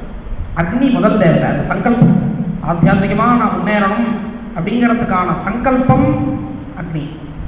இந்த சங்கல்பத்தோட லட்சியம், இந்த ஒரு அதோட முடிவு விஷ்ணு, பரமாத்மா சைதன்யம் அப்படிங்கிறது விஷ்ணு. அப்படின்னு பார்க்கும்போது வாசுதேவ பரா வேதா, வாசுதேவன் தான் வேதங்களுக்கு லட்சியம். வேதத்தில் இருக்கிற ஆத்தியாத்மிக சாதனைக்கு லட்சியம் விஷ்ணு. அந்த விஷ்ணுவை அடையிறது தான் ததஸ்ய பிரியம் அபிபாசா அஸ்யாம், இவரை அடையணும், இந்த விஷ்ணுவை அடையணும், விஷ்ணுவனுடைய இடத்தை அடையணும் அப்படிங்கிறது. அந்த இங்கே அதுதான் வைகுண்டம்னு சொல்கிறோம். வைகுண்டம்ங்கிறதுமே அதுதான். வைகுண்டம்ங்கிறது அனுபவம். அது வந்து சித்தாந்தமாகவே பண்ணியிருக்காங்க. ஸ்ரீ அண்ணா வந்து சித்தாந்தமாக பண்ணியிருக்காங்க. வைகுண்டம்ங்கிறது ஒரு இடம் கிடையாது. இங்கேருந்து அங்கே போய் அங்கேருந்து அந்த இடத்த அடையிறதுங்கிறது இல்லை. வைகுண்டம்ங்கிறது நமக்குள்ளே இருக்குது. நமக்குள்ளது. அந்த வைகுண்டத்தை நம்ம அனுபவிக்க முடியும், இன்னைக்கு அனுபவிக்க முடியும், இன்னைக்கு அனுபவிக்க முடியும். அந்த சாதனை பண்ண அந்த ஒரு சித்தசுத்தி ஆக ஆக அந்த விஷ்ணுவை நம்ம அனுபவிக்க முடியுங்கிறது தான் அதில் வாசுதேவ பரா வேதாக. அப்புறம் வாசுதேவ பரா மகாக. வாசுதேவ பரா மகானா வேதத்தில் இருக்கிற யஜ்யம்ங்கிறது தான் மகம். மகம்னா யஜ்யம். யஜ்யம்னா என்ன? பூஜை. இதுவா பூஜை. இந்த பூஜைக்கும் லட்சியம் பகவான் தான். இந்த சாதனை, அதாவது வேதம் அந்த ஒரு சாதனைக்கான ஒரு பூமியை, அந்த பிரமாணம், அந்த பிரமாணத்தோட லட்சியம் வாசுதேவன். வாசுதேவங்கிறதுக்கே சர்வாந்தர்யாமி சர்வ வியாபின்னு அர்த்தம். இந்த ரெண்டு அர்த்தமுமே வாசுதேவங்கிறதுக்கே உண்டு. அப்படிப்பட்ட வாசுதேவன். மகாவா அப்படிங்கிறது அதாவது வேதத்தில் இருக்கிற சாதனைக்கும் லட்சியம் பகவான் தான். வாசுதேவ பரா மகாவா. மகாவாங்கிறது யஜ்யம். யஜ்யம்ங்கிறது என்ன? பூஜை. இந்த சாதனைகள். பூஜைங்கிறது சும்மா வெளியில் பண்ணுற பூஜைங்கிறது மட்டும் இல்லை, நம்ம பண்ணுற ஒரு ஆத்தியாத்மிக சாதனைகள் என்னவாக இருக்கட்டும், நாமஜபமாக இருக்கட்டும், வேறு என்ன இதுவாக இருக்கட்டும், அதுக்கு எல்லாத்துக்கும் மகம்னு பேர். அந்த மகங்களுக்கு லட்சியம் வாசுதேவன். அப்புறம் வாசுதேவ பரா யோகாவா. வாசுதேவ பரா யோகாவா. யோகத்தோட லட்சியம் என்ன? நிர்பீஜ சமாதி. நிர்பீஜ சமாதினா என்ன? அதுக்கு திரஷ்டரி ஸ்வரூபே அவஸ்தானம் அப்படிங்கிறார் பதஞ்சலி. அதாவது திரஷ்டு ஸ்வரூபே அவஸ்தானம். ஸ்வரூபங்கிறது பகவான் தானே, பகவான் தான் ஸ்வரூபம். ஸ்வரூபம் பகவான் ஒன்று தான். அப்படிப்பட்ட அந்த ஸ்வரூபம், அதாவது யோகத்தோட லட்சியம் அதுதானே. முதல்லையே சொல்லிவிட்டார் லட்சியத்தை. விஷ்ணுஸ்வரூபே, அந்த ஸ்வரூபங்கிறது பகவான். அப்போ வாசுதேவ பரா யோகா. அந்த வாசுதேவன் தான் யோகத்துக்கும் லட்சியம். வாசுதேவ பரா யோகா. வாசுதேவ பரா கிரியாக. இந்த வாசுதேவ பரா கிரியாகங்கிறதுக்கு ஒரு அர்த்தம் தோணும். இன்னைக்கு நம்ம பண்ணுறோம் இல்லையா கிரியைகள், இன்னைக்கு நம்ம எதுவுமே தெரியும், இன்னைக்கு ஒரு எதையுமே அனுபவிக்காமல் எந்த ஒரு ஆத்தியாத்மிக சாதனையிலையும், சாதனை கூட சொல்ல மாட்டான், ஆத்தியாத்மிகமான ஒரு முயற்சி, அந்த முயற்சிகள் எதுலையுமே பிரவர்த்திக்காமல் நம்ம இன்னைக்கு பண்ணுற கிரியைகள் இருக்கு, சாதாரணமாக நம்ம பண்ணுற கிரியைகள், இந்த கிரியைகளுக்குமே பகவான் தான் காரணம். பகவான் ஆத்மஜோதியாக உள்ளே இல்லாமல், அந்த சைத்தன்யமாக உள்ளே இல்லாமல் இருந்திருந்தால் இன்னைக்கு பண்ணுற கிரியைகள் கூட நம்மளால் பண்ண முடியாது. அதனால் வாசுதேவ பரா கிரியாக. அப்புறம் வாசுதேவ பரம் ஞானம். அது கேட்கவே வேண்டாம். ஞானம்ங்கிறது பகவான் தானே, பகவானை தெரிஞ்சுக்கிறது தான் ஞானம். வாசுதேவ பரம் ஞானம். வாசுதேவ பரம் தபா. தபஸுக்கும் லட்சியம் பகவான் தான். வாசுதேவ பரம் தபா. வாசுதேவ பரோ தர்மஹா. தர்மம் அப்படிங்கிறதும் வாசுதேவனை தான் பரமாக கொண்டது. இதுக்கு எப்படின்னா, தர்மம் அப்படிங்கிறது நம்ம வாழ்க்கையில் நம்ம எப்படி இருக்கணும் அப்படிங்கிற விஷயங்கள். இப்படிப்பட்ட ஒரு அஹிம்சை, சத்தியம் முதலிய தர்மங்கள். இந்த தர்மங்கள் வாசுதேவனையே முக்கியமாக கொண்டது. அதாவது இதுக்கு ரெண்டு விதமாக அர்த்தம் சொல்லலாம். தர்மத்தினால பகவான் தான் அடைய முடியும், அது ஒரு அர்த்தம். தர்மங்கள் நமக்கு வாசுதேவனால் தான் தெரிஞ்சுது. கீதாதி கிரந்தங்கள் வாசுதேவன் சொல்கிறது தானே.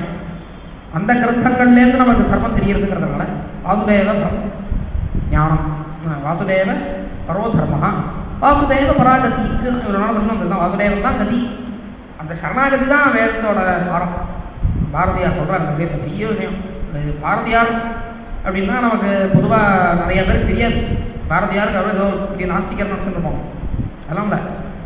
இப்படிப்பட்டவர் தெரியுமா? அவரோட கிரந்தம் எப்போதுமே ஒருத்தரை பற்றி நம்ம தெரிஞ்சுக்கணும்னா, ஒருத்தரை பற்றி நம்ம ஜட்ஜ் பண்ணணும்னா அவரோட கிரந்தத்தை படிக்கணும்.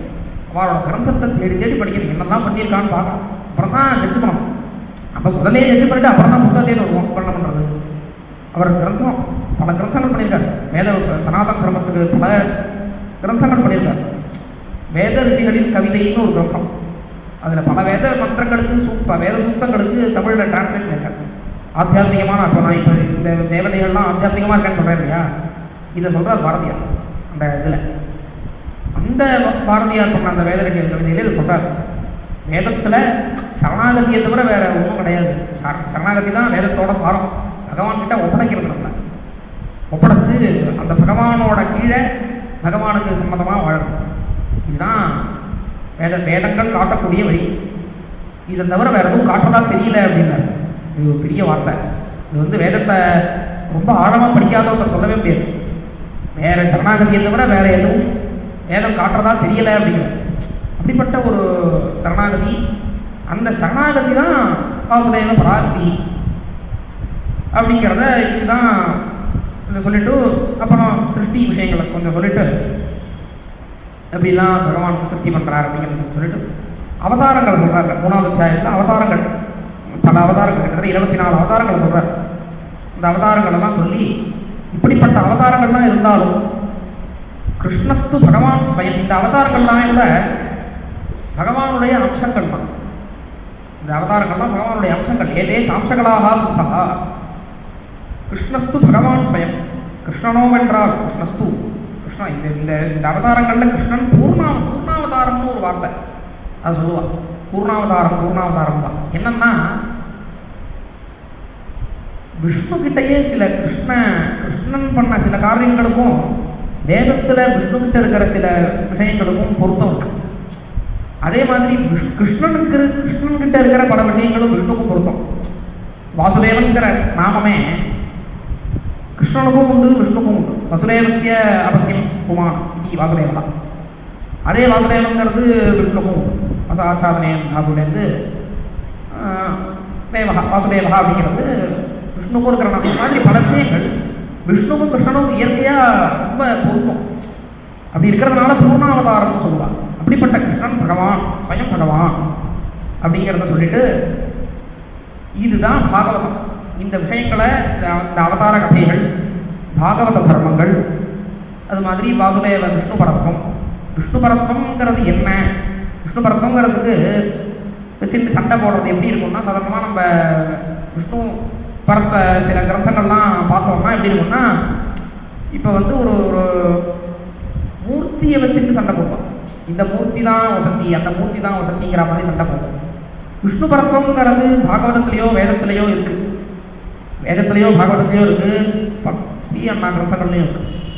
இந்த கிரந்தங்களில் நீங்கள் பார்த்தீங்கன்னா ஒரு விஷயம் தெரியும். விஷ்ணு பரத்வங்கிறது ஏன், எதனால் விஷ்ணு பரத்வம்னா விஷ்ணு பரமாத்மாவாக இருக்கிறதுனால விஷ்ணு பரத்வம். வேதத்திலேயோ பாகவதத்திலேயோ இருக்கிற பரத்வம் விஷ்ணு ஆத்ம தத்துவத்தை பிரதிபாதிக்கிறவர்.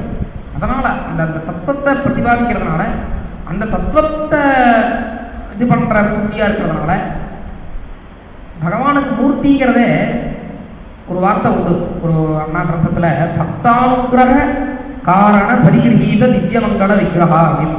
பக்தானுகிரகத்துக்காக தான் அவருக்கு விக்கிரகமே.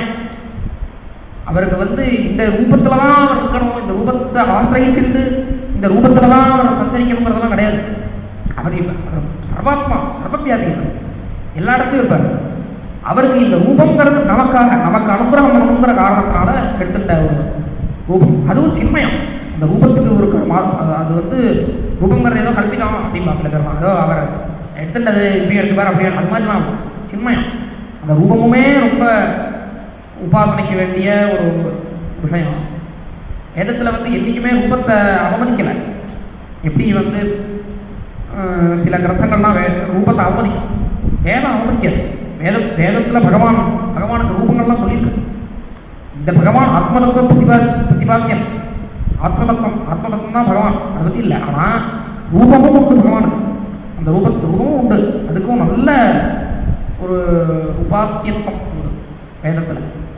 அது ஒரு விஷயம். இப்போ இந்த விஷ்ணு பரத்வங்கிறதுக்காக சொன்னேன். அப்படிப்பட்ட இந்த விஷயங்கள் இதெல்லாம் தான் பாகவதம் அப்படின்னு சாரமாக 2 அத்தியாயத்தை சொல்லிட்டு மேலே வியாசநாரத சம்பாதம் ஆரம்பிக்கிறார். சூத்திர சொல்றார். வியாசர் பாரதம்னு ஒரு கிரந்தம் பண்ணார். பாரதம் அப்படிங்கிறது ஒரு பெரிய சரித்திரம், ஒரு பெரிய தர்மத்தை போதிக்கக்கூடிய பெரிய கிரந்தம். அந்த மகாபாரதங்கிற கிரந்தத்திலேருந்து தெரியாத எதுவுமே இல்லை. இப்போ மகாபாரதத்தை உடம்படி படிச்சுட்டான்னா அவனுக்கு அதுலேருந்து தெரியாதது ஒன்றுமே இல்லை. அவனுக்கு வந்து தத்துவ விஷயமான இதுவாக இருக்கட்டும், தர்மங்களாக இருக்கட்டும், ஆபத்து தர்மங்களாக இருக்கட்டும், அது மாதிரி எல்லாமே அவனுக்கு தெரிஞ்சிடும் பாரதங்கிற கிரந்தத்திலேருந்து. அப்படிப்பட்ட அந்த கிரந்தத்தெல்லாம் பண்ணிட்டு இப்படி இருந்தாலுமே அவருக்கு ஒரு இது இருந்தது, ஒரு என்ன சொல்கிறது, அசாந்தி இருந்தது. அசாந்தின்னா எப்படின்னா, இங்கே ஒரு விஷயம், அசாந்திங்கிறது ஏதோ வருத்தப்பட்டு இருந்தார் அப்படிங்கிறது இல்லை. எப்படின்னா, ஒரு புஸ்தகம்னு ஒன்று எழுதினோம்னு வச்சுக்கோங்களேன். சாதாரணமாகவே எல்லாருக்குமே இருக்கிற அனுபவம். ஒரு புஸ்தகம்னு ஒன்று எழுதினோம்னா அந்த புஸ்தகத்தில் சில விஷயங்களெல்லாம் சொல்லணும்னு இருக்கும். அந்த விஷயத்தை சொல்லவே சொல்லாமல் முடிச்சுட்டோம்னா அது என்னடா அது அப்படின்னு. இந்த மாதிரி இந்த கிரந்தம் அமையணும்னு நினச்சேன். இந்த விஷயத்தை இந்த கிரந்தத்தில் சொல்லியே தீரணும்னு நினச்சேன். ஆனால் அந்த கிரந்தத்தில் இருக்கிற வேற வேற விஷயங்கள்னால இந்த விஷயத்தை பூர்ணமாக சொல்ல முடியும் அப்படிங்கிற ஒரு விஷயம். அந்த ஒரு அப்படி சொல்ல முடியலையே அப்படிங்கிற ஒரு இதில் உட்காந்துருக்கேன். இப்படி யோசிக்கிறார். ஆனால் என்னவா இருக்கும், என்ன சொல்லணும்னு நினச்சோம், இவ்வளோ விஷயம் சொல்லியிருக்கிறதுனால எந்த விஷயம்னு அப்படி யோசிச்சுட்டு இருக்கும்போது பாகவதா தர்மாக கிம்பா பாகவதா தர்மான பிராயண நிரூபிதாக. இது இந்த பாகவத தர்மங்கள் பிரதிபலம் அந்த கிரந்தத்தில் அமையணும்னு சங்கல்பம். பிரதிபலம் இந்த பாகவத தர்மம் தான் முழுக்க முழுக்க இருக்கணும் அப்படின்னு சங்கல்பம் பண்ணிட்டு பண்ணால் கூட வேற வேற விஷயங்கள் வந்திருக்கிறதுனால அது பாகவத தர்மம் முழுக்க முழுக்க இல்லை அப்படின்னு அது அப்படியே சிந்தனை பண்ணிட்டு இருக்கும்போது நாரதர் வந்தார் அந்த இடத்துல. நாரதர் என்ன உங்களுக்கு இது அப்படின்னு கேட்டார். என்ன உங்களுக்கு இப்படி ஒரு மாதிரி ஏதோ மாதிரி உட்காந்துருக்கேன், என்ன விஷயம்னு கேட்டதும் இவரும் சொல்கிறார், இது மாதிரி இருக்கு, மாதிரியா சாந்தியாக இருக்குது, என்னன்னு தெரியல அப்படின்றதும் இதை சொல்கிறார் நாரதர். இங்கே பாகவத தர்மங்கள் பிரதிபலம் பாகவத தர்மத்தை சொல்லி பாகவத தர்மத்தினால பூர்ணமாக ஒரு ஃபில் பாகவத தர்மத்தினால ஃபில் பண்ணப்பட்ட ஒரு கிரந்தமாக ஒரு கிரந்தத்தை பண்ணுங்கோ. அந்த கிரந்தத்தில் பிரதிபலம் பகவான் தான் இருக்கணும், பகவத் குணம் தான் இருக்கணும், அல்லது பாகவத தர்மம் தான் இருக்கணும், அந்த பக்த குணங்கள் இருக்கணும். இது மாதிரி தான் அந்த கிரந்தம் இருக்கணும். அப்படிப்பட்ட ஒரு கிரந்தமாக பண்ணேன்னா உங்களுக்கு இந்த நீங்கள் அதை தான் எதிர்பார்க்குறேன், அதை தான் உங்களுக்கு என்ன சொல்கிறேன், அதுதான் உங்களுக்கு இதுக்கு காரணம் அப்படின்னு இருக்கிறதுனால நீங்கள் அதை அப்படி பண்ணுங்கோ அப்படின்னு சொல்கிறார் நாரதன். நாரதன் சொல்லிவிட்டு அதை விஸ்தாரமாக இந்த விஷயத்தையே சொல்கிறார். சொல்லிவிட்டு நான் முன்னாடி நான் போன ஜென்மாவில் ஒரு வேலைக்கார அம்மாவோட பையனாக இருந்தேன். வேலைக்கார அம்மா அங்கங்கே வேலை செஞ்சு அவளுக்கு அதுதான் குழப்பம். அந்த அம்மாவோட பையனாக இருந்தேன். அப்படிப்பட்ட அந்த பையனுக்கு ஒரு சாதுக்களோட சங்கத்தினால சாது சமாகமத்தினால ஒரு பெரிய பாக்கியம் கிடைச்சது. அந்த பாக்கியத்தினால இப்படிப்பட்ட நாரதன் ஒரு ஜென்மா, இந்த ஜென்மாவுக்கு வந்திருக்கேன் அப்படின்னு சொல்கிறார் நாரதன். சாதுக்கள், அதாவது பாகவத தர்மங்களில் சில முக்கியமான விஷயங்கள் என்னென்னா குரு மகிமை, சாது மகிமை, பாகவத அதாவது நாம மகிமை, பகவத் குண மகிமை, இதெல்லாம் பாகவத தர்மத்தோட ரொம்ப பேசிக்கான ரொம்ப அவசியமான விஷயங்கள். அப்படிப்பட்ட அந்த குரு மகிமையை சொல்கிற இடத்துல சொல்கிறார், இந்த மாதிரி நான் இது மாதிரி இருந்தேன், அப்படிப்பட்ட எனக்கு மகான்கள் வந்ததுனால எனக்கு இப்படிப்பட்ட ஒரு ஜென்மா கிடச்சிது அப்படின்னு சொல்கிறார்.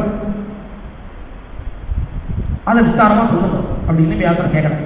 உங்கள் சரித்திரத்தை விஸ்தாரமாக சொல்லுங்க அப்படின்னு சொல்கிறார். விஸ்தாரமாக சொல்கிறார் நாரதன். இது மாதிரி இருந்தேன், சின்ன பையனாக இருந்தேன், இப்படி அங்கே சுற்றின்னு இருப்பேன். மகான்கள் வந்தா, எங்கள் ஊருக்கு வந்தா, சாதுர்மாசியம்னு வந்தா, 4 மாதம் தங்கிறதுக்காக வந்தா. அப்படி வந்தபோது எங்கள் அம்மா அம்மா தானே பழக்குவா, சாது சங்கத்தில் பழக்குவா இந்த இவாளை குழந்தைகளை. அப்படி எங்கள் அம்மா தான் பழக்கினா. அப்படி பழக்கிட்டு இருக்கும்போது நான் அப்படி அவளோடையே ஒரு இதுவாயிட்டேன், அவளோடையே ஒட்டிட்டேன். அது அப்படி தான் ஆகும். அது குழந்தைகளோட மனசு ரொம்ப நிஷ்கப்பட்டமாக இருக்கிறதுனால, அதுவும் சாது சங்கமும் அப்படி இருக்கிறதுனால அது இயற்கையாக அங்கே போய் ஒட்டின்றோம் மனசு. அப்படி ஒட்டின்றது அதனால் எனக்கு கொஞ்சம் ரொம்ப அவளோடைய போயிடணுங்கிற ஒரு வெறி வந்துடுச்சு. ஆனால் அவள் அம்மா இருக்கும்போது இப்படிலாம் வரக்கூடாதுப்பா அம்மாவுடைய அப்படின்னு சொல்லிட்டு நாமத்தை உபதேசம் பண்ணிட்டு அவள் கிளம்பிட்டான். எனக்கு அப்படியே என்னடா அப்படின்னு இப்படி போயிட்டு இருந்தது. கொஞ்ச நாள் எங்கள் அம்மா வேலை செய்கிறவா ஏதோ பாம்பு கடித்து இதுவாயிட்டான். நான் இப்படி பார்த்தேன், என்ன பண்ணுறது தெரியல, அப்படியே கிளம்பிட்டேன். வடக்கு திசையை நோக்கி கிளம்பிட்டேன். பிராதிஷ்டம் திசை உத்தரம் அப்படின்னு கிளம்பிட்டேன். உத்தர திசை திக்க நோக்கி கிளம்பிட்டேன். அங்கே அப்படி கிளம்பி போகிறேன். போய் அப்படியே பல தேசங்கள், பல வனங்கள் எல்லாத்தையும் சந்தரிச்சுட்டு அப்படியே போகிறேன். போனால் ஒரு மரத்தடியில் உட்காந்துட்டு இப்படி தியானம் பண்ண ஆரம்பித்தேன். அப்படியே பகவானுடைய ஸ்வரூபம் மனசில் அப்படியே பாதம், இந்த தொடை, அப்புறம் அப்படி உதரம், சதுர்புஜங்கள், முகம் அப்படின்னு அப்படியே மனசில் இந்த ஒரு தியானம், பகவான் தியானம் அப்படியே சித்திச்சுட்டேன். அப்படியே பார்க்குறேன், திடீர்னு காணும், அப்படியே அவசியத்துக்கு அப்படியே இதுவாகிடுச்சு. அப்படியே கண்ணை திறந்தேன், அப்படியே ரொம்ப பதட்டமாகிடுச்சு. ரொம்ப எல்லாம் இப்படி ஆகிடுச்சு அப்படின்னு ரொம்ப மனசில் ரொம்ப கேதத்தோடு இருந்தபோது ஒரு அசரீர வாக்கு கேட்டது. அந்த அஸ்மின் ஜென்மணி, நீ வந்து என்னை பார்க்க முடியாது அப்படின்னு ஒரு வாக்கு. அதாவது இந்த ஜென்மாவில் என்ன நீ பார்க்க முடியாது. அங்கே ஒரு வார்த்தை இருக்குது, அந்த அப்படின்னு ஒரு வார்த்தை. பகவான் அவளுக்கு தரிசனம் கொடுக்கக்கூடாதுங்கிற எண்ணம் பகவான் கிடையாது. பகவான் வாஸ்தவமாக பகவான் காத்துட்ருக்கார் நம்ம வரத்துக்காக. நம்ம வரத்துக்காக பகவான் காத்துட்ருக்கார். நம்ம தான் தப்பு பண்ணுறோம். இந்த விஷயத்தை நம்ம மனசில் வாங்கிக்கணும். பகவான் நம்ம எப்போ வருவோம், எப்போ வருவான்னு காத்து, எப்பயுமே மனசில் இருக்கிற அழுக்கெல்லாம் நீக்கிட்டு நம்மக்கிட்ட வருவான்னு பகவான் காத்துட்ருக்கார். அதாவது நம்ம வரணுங்கிற வேட்கை பகவானுக்கு இருக்குது. ஆனால் நம்ம என்ன பண்ணுறோம், நம்மளுடைய தப்பு இது மாதிரி உட்காந்துறோம். அப்படிங்கிறதுனால இங்கே இந்த ஹந்தங்கிற வார்த்தை, ஐயோன்னு அர்த்தம். அந்த பகவான் சொல்கிறார், ஐயோ இந்த ஜென்மாவில் உன்னால என்னை பார்க்க முடியாதுப்பா. ஏன்னா அதிபத்வ க்ஷாயானாம் துர்தர்சோகம் யோகினாம். எனக்கு வந்து இந்த நான் தரிசனம் கொடுத்துருவேன். அது பற்றி இல்லை, தாங்க முடியாது. அந்த ஒரு சாட்சாத்காரத்தை தாங்க முடியாது. அவ்வளவு யோக்கியத்தை வேணும், இல்லைன்னா அது ரொம்ப இதுவாயிடும். அப்படிங்கிறதுனால இந்த ஜென்மாவில் நீ பார்க்க முடியாது. இந்த ஜென்மாவில் அதுக்கேற்ற ஒரு இதை பண்ணு, அதுக்கேற்ற ஒரு தபஸையும் அதுக்கேற்ற ஒரு பக்தியிலையும் வாழும். அந்த ஒரு தகுதியை நீ ஏற்படுத்திக்கும். அடுத்த ஜென்மாவில் எப்படி அப்படின்னு பாரு அப்படின்னு சொல்கிறார். அப்புறம் அப்படியே சஞ்சரிச்சுட்டு அங்கங்கே கோவில் போயிட்டு அங்கங்கே தபஸ் பண்ணிட்டு அப்படியே இருந்துட்டுருந்தேன். அப்புறம் காலகதியில் இதுவாகி அடுத்த ஜென்மாவில் நாரதராக பிறந்துட்டேன். நாரதராக பிறந்து இன்னைக்கு எப்படின்னா, நான் பஜனை பண்ணிட்டு இருப்பேன். நான் ஏதோ நாமா சொல்லிட்டு அப்படியே அந்த நாம ரசத்திலேயே மூழ்கி போயிட்டு இருப்பேன் நாமாட்டுக்கு. பகவான் ஆபூதைவமே சீக்கிரம் தரிசனம் வியாதி சேதசி. மனசுக்குள்ள அவர் நினச்சிக்கிற இது கூட்டம் போட்டிருக்கு அப்படின்னு திடீர்னு தரிசனம் கொடுத்து என்னப்பா அப்படின்னு கேட்குறான். என்னப்பா நீ கூப்பிட்டியா? நான் கூப்பிடவே இல்லையா, உங்களை கூப்பிடவே இல்லை. நான் வந்து பஜனானந்தத்தில் இருக்கேன். நீங்கள் வந்து இப்போ வேண்டாம், நீ கிளம்புங்க அப்படின்னு வரான். பஜனானந்தம் தான் முக்கியம் அப்படின்னு. ஆபூத இவமே சீக்கிரம் தரிசனம் வியாதி சேதசி. நான் வந்து ராமான்னு சொல்கிறதுக்காக ராமான்னு. எனக்கு வந்து லட்சியம் அந்த நாமம் தான் லட்சியம். பகவானுக்கும் நாமத்துக்கும் பேதம் கிடையாது. பகவானும் நாமம் ஒன்றுதான். அதனால் எனக்கு லட்சியம் நாமா சொல்கிறது, அந்த ஒரு ஆனந்தம் தான் முக்கியம். அப்படி இருக்கும்போது நீங்கள் எதுக்கு இப்போ வந்தேன், நான் அந்த நாமாவில் அந்த ரசத்தில் மூழ்கியிருக்கேன் அப்படின்னு நான் சொல்கிறேன். அது மாதிரி ஆயிடுச்சு நிலைமை. அவ்வளோ வாசம் பகவானுக்கு நம்ம மேலே இருக்குது. அப்படி இருக்கிறதுனால அது மாதிரி ஒரு குவாலிட்டியை ஏற்படுத்தக்கூடிய கிரந்தத்தை பண்ணுங்கோ அப்படின்னு நாரதர் சொல்லிட்டு விடைபெற்றுட்டார். அப்படிங்கிறது வியாச நாரத சம்பாதம். இதோட நாளைக்கு ஜீவனஸ்மரணம்